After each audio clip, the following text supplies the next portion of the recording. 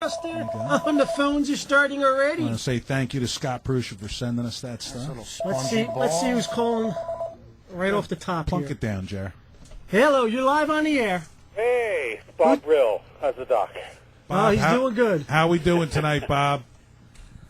What do you guys want to talk about tonight? Oh, well, that's You want to talk about Upper Deck? Well, it sounds the hostile takeover? No longer. No? Bob, what's the latest What's scoop the latest? there? Well, the latest, guys, basically, it's still kind of up in the air, and I'll tell you why in a second. But this whole week, as they're counting down to the 30th of when top stockholders are supposed to vote on whether to accept or reject a deal for a takeover or merger from a group led by Michael Eisner, the former Disney CEO. And it was starting to get kind of heated at the end. And bottom line is, Upper Deck said, Topps isn't playing fair with us. They're not giving us what the information we need. We're withdrawing our tender offer of $10.75, and we'll go about our business. And they fired off a pretty nasty letter to Topps, basically saying Topps is you had no intention of selling the company to us. And we're going to leave open the possibilities of suing you at some point. And Topps was saying Upper Deck was never really serious about it. They just wanted to look at our books. And so the bottom line is, on the 30th, what will happen is the stockholders will vote on whether or not to accept or reject a deal from Michael Eisner. And if they accept that deal, then pretty much that's going to move on. If they reject that deal, and nothing says they're going to accept it because there's been a lot of stuff going on the last couple of weeks, if they reject the deal to sell the company to Michael Eisner, the dissident stockholders are running a complete selection of their own board members to oust the current board members on Topps, and that could very likely happen. And if that happens, they will take the company, they will fire top management, they will replace them with their own people, and try to enhance the company, and then probably go out and try to sell it, at which time Upper Deck may be a buyer to get Topps at that point. So it's not over till it's over. Upper Deck, a lot of people said, I was one of them early on that said, were they really serious, or they just want to really get a look at Topps books? Because the bottom line came down to, they insisted, before they bought the company and made a final deal to buy the company rather than just take it over through stock purchase, they wanted to see Topps profit and loss statements on all the brands. They wanted to see the inner workings of all the brands. They wanted to also see the player contracts, which include not only the league licensing contracts, but all the player contracts that deal with individually signed players for autographs and whatever. Topps' feeling was that, okay, yeah, you really need to get this, but we'll give it to you after the deal's done, because if you're not really serious, which we don't think you are, about buying our company, you could get all this information and say, oops, I don't want to buy your company, but have all that information basically stolen from Topps and let Topps do their own thing, and then Upper Deck do their own thing. So, in a three companies actually, but really two major company competitive business, the competitive advantages for Topps to give that information up before the deal was done weighed against Upper Deck saying, I got to have the information before we do the deal, came down to a point of, okay, the deal's cleared, we're done, it's over. Hey, Bob, Doc here. Yeah. I'm buying a car. I want to look in the trunk, and I want to look under the hood. I know exactly where you're going, and everything in business says, yeah, the Topps should have given them all the information to buy the company. But, you're in a situation where, do you really want to give up all that information to your competitor?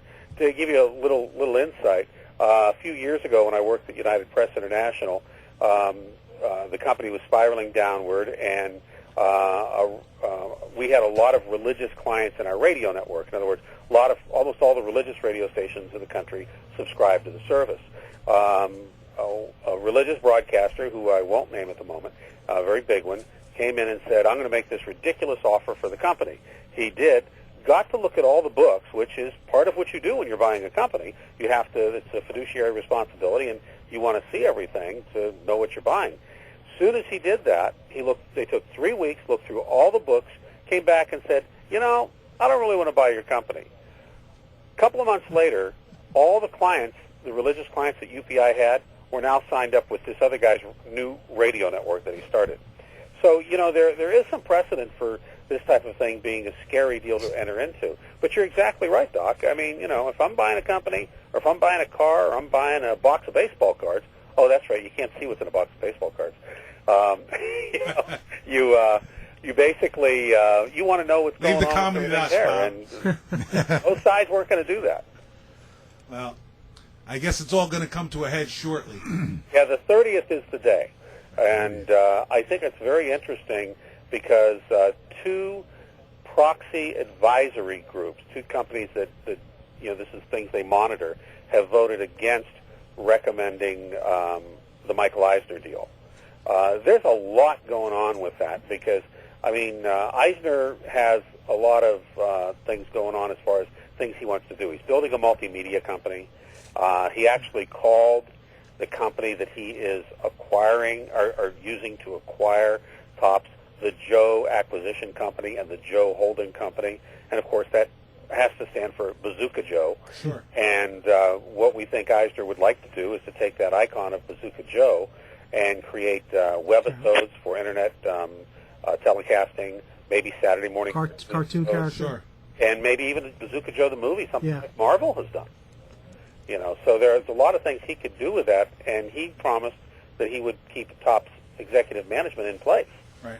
Which, wouldn't be a bad thing for the hobby. I mean, they have a real lack of vision, and they've done some screwy things, and they've made a lot of mistakes, but they've tried to right the company in the last couple of years, and they've made some progress in that. So, and everybody else would get rid of them. So, what's going to be the long or short-term effect for the consumer? I'm sure the people out there listening really want to know. Does this going to affect any product release, anything like that, as far as what's going on between Topps? Well, if Eisner gets the company, no, right.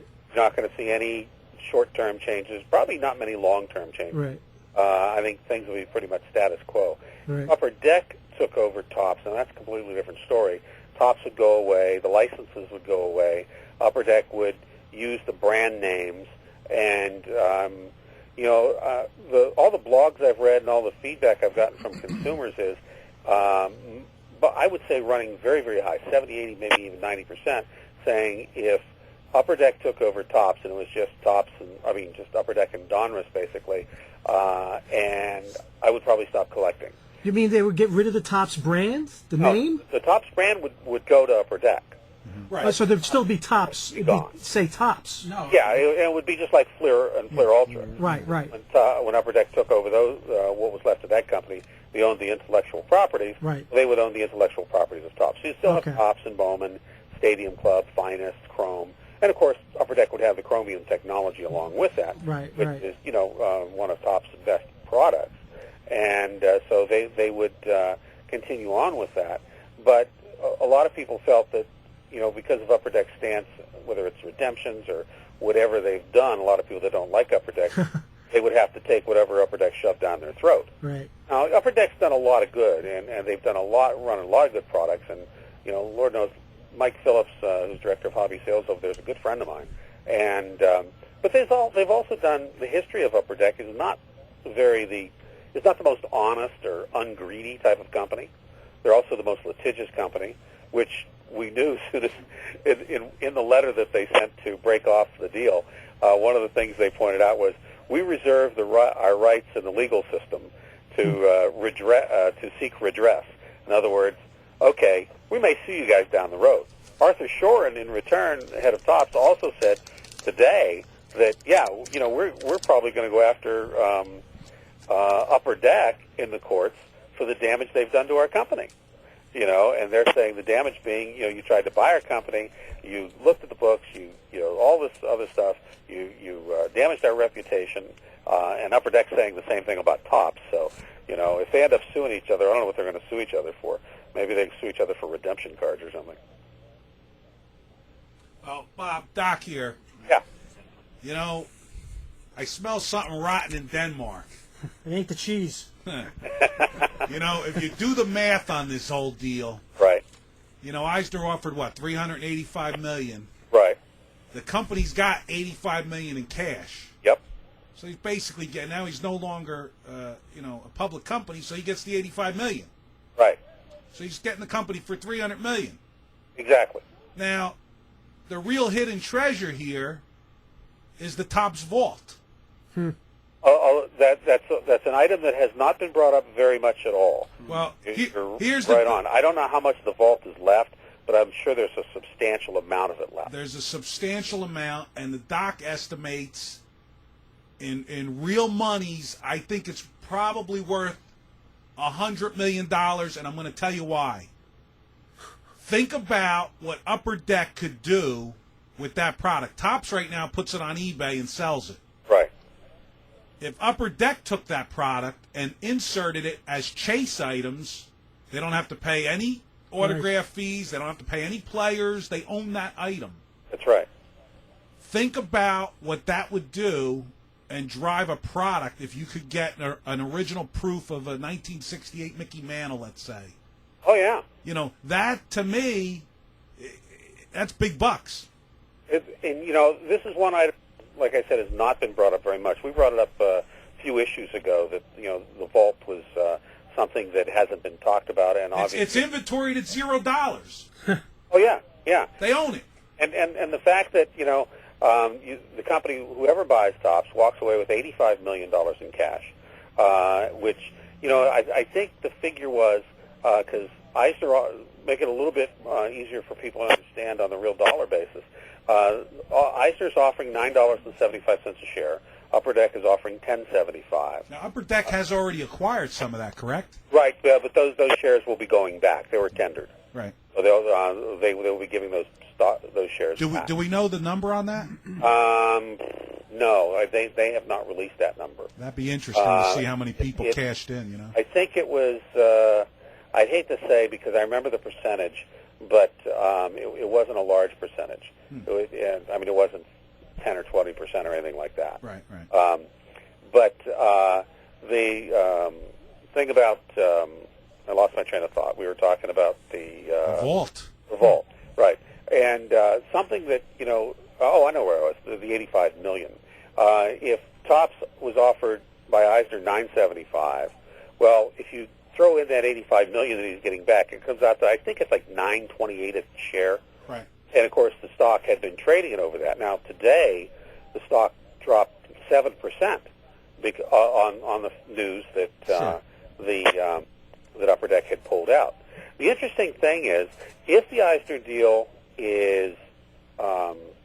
doesn't go through, and they elect a whole new slate of Upper Deck whole new slate of board members, and they kick the Shorens out and everything, it's going to be really interesting because this other company feels the stock should be worth $16 to $18. Now, to me, I think that's ludicrous. That stock hasn't been. I don't think it's ever been that high. But maybe what they're thinking is if they license off a bunch of stuff, such as the vault, license off some other stuff, license out Bazooka Joe for movies and stuff, then maybe this stock may be worth that much. But historically, it never has been. Right. But then again, historically, Topps has always had their head in the sand. Yeah, they're an old school company. Yeah, I mean, they've had some innovation. They were the first ones to do photographic tape for Stadium Club. Yeah. They did the chromium technology with Finest. But realistically, they've had Bazooka Joe and Bazooka Joe comics for, since the beginning, and they've never done anything multimedia with it. Yeah. They've had this opportunity and just done nothing. And part of that is the fact that it has been an old school company, and for years, many of the people who work there had been there forever, and whether it was their lack of vision or lack of whatever to move forward into the internet realm. I mean, Topps' first venture into the internet was the pit.com. Right. What a disaster that was. Yep. I mean, a former Topps sales guy told me, I don't know what we did it for. We just made a couple of guys really rich, and then they dumped it for a portion of what they paid for it to Naxcom. Yeah. So WizKids is their gaming tool, and that was another thing. Upper Deck wanted the distribution program for WizKids. The Topps wouldn't give up in the deal. So going back to your original thought, I guess I wouldn't want to buy a used car from Topps. That's it. By the way, the people at Eisner's Group has reached out to us. Really? They're Vaguru, or how do they pronounce that? The person. Conante? Well, yeah, Conante Group? they have a production company that they've already formed. Right. And they're very interested in talking to us because we make them little mini short videos and all that. So Yeah, that's fantastic. and by the way, Now, Mike, one of the things that Eisner has created, he's created with another product, is 90-second webisodes. And what he's Prom targeting Queen is people. There are advertisers out there who want to advertise on the YouTubes of the world. Yeah. However, but they don't know what they're getting. They don't want to be put up next to some sex video when they're a family company. Right. So he has created, I think it was 90-second webisodes, 186 90-second webisodes of family entertainment. Now, what you can do with that, how easy is that to sell a 30-second commercial next to that 90-second webisode that a 9-year-old kid's going to see on the internet? Absolutely. And if he does Saturday morning cartoons, sponsored by Bazooka Bubblegum, sponsored by Topps Trading Cards, baseball cards, I mean, Lord knows, that's something we should have had years ago. Yeah. And should have made this whole company sing. You know, so he's got those visions out there to do that. And like I said, a possible movie, why not? You know, he has his own YouTube-type company that he purchased. Yeah, maybe the doc will star in it. Yeah, I mean, there is so much that can be done with what Topps has that has not been done. And this is where a lot of these people are crying out, you know, Topps has been mismanaged. And there's also another interesting side note that I pointed out a while ago. It's just interesting. I'm not drawing any conclusions here. I'll let you draw your own conclusions. Steven Greenberg, is the son of former Hall of Fame great player Hank Greenberg. Sure. He is also a board member of the New York Mets. He founded Classic Sports Network. He's a board member on the board of directors of Topps. He also used to work for Michael Eisner at Disney. He is one of Eisner's close friends, and he is on his show frequently, his internet show. Steven Greenberg also has been chief in negotiating a deal to try to buy the Chicago Cubs. And who's he working with to buy that company, to buy the Chicago Cubs for? The gentleman who's the chairman of Madison Dearborn. Who is Madison Dearborn? They're Eisner's partner in buying Topps. So, you know, I mean, you can look at that and say, wow, isn't that a coincidence? You know? Well, like I said, I think there's something rotten in Denmark. There's a lot going on. I mean, Topps really, dare I say, screwed themselves in this whole deal when they went out and they went to the stockholders and said, here's the deal, it's wonderful, it's great, blah, blah, blah, blah, and didn't bother to tell anybody that part of the deal was Eisner had promised to keep top management intact. Yeah. Well, that's a key concern. Sure. You The know, guys want to keep their jobs. Yeah, and the courts pointed this out. When Upper Deck went to sue Topps, they sued them. Oh, that's interesting. I love that on the screen. Topps, when Upper Deck sued them, the court said, geez, did you not want the stockholders to know that, you know, there's a little bit of a sweetheart deal here? And, of course, you know, the company, the chief executive of the company is Arthur Shorin's son-in-law. One of the other key executives there is his best friend. You know, and you draw these conclusions. It was a family-run company. There's nothing really wrong with that. Yeah, but it's publicly traded on the stock exchange. Exactly. And you know, their bonus structure is really kind of strange. I think Shorin's son-in-law, I think I saw it the other day. His bonus structure, the company reaches certain levels. He gets as a bonus. He gets 90% of his annual salary. It's like, why don't you just double the guy's salary? Yeah, it's, you know, like I say, there's something rotten in Denmark there. Bob, listen, we got to get going because the lines are just lighting up like mad here. But if people want to follow this story with you, they can go to thebrillreport.com. Right. And you pretty much write up something new as it comes in. Right, yeah. We update it as news breaks, but we also make sure we update it. It updates Thursdays and Mondays. Right. But if something breaks, like all this week, we've updated it several times for breaking news. Sounds great. Bob, thanks for calling in and Thanks, Doc. participating. Thanks All a right. lot. Always a pleasure. Take care. Night. There you go, folks. All the information let me hang up there. There you go. You got all the information direct from one of the most knowledgeable guys that you could know, Bob Brill from the Brill Report. So you got all the information there. Hope you enjoyed that. Got a lot of maybe a little too much information, but it was. No, that was Bob very does good. a good job. He does very thorough. Very thorough, yeah. Where were we? What do you got there? Anything good in there? Gil's over here busting Busting Allen Open and up some Ginter packs. while. You know me, I can't sit still. I got to open these up. I bought some stuff.